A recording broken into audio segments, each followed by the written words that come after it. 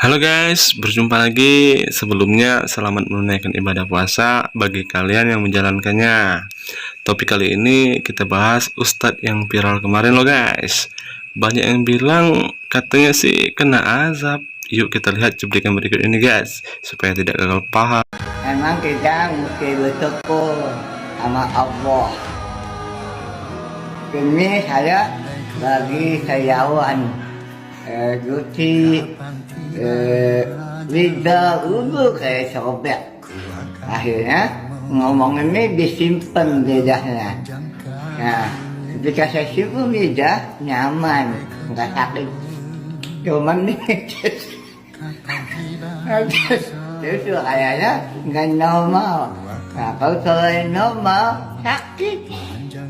Benar ya, kita mesti bersyukur.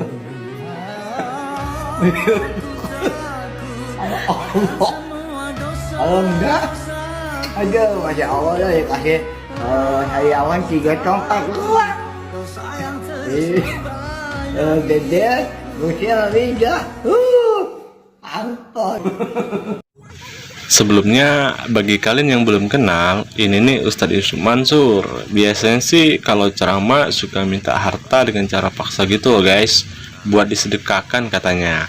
Padahal baginda Nabi Muhammad SAW saja tidak pernah ajarkan hal tersebut. Yuk kita doakan supaya Ustadz ini segera bertaubat dan penyakitnya segera diangkat.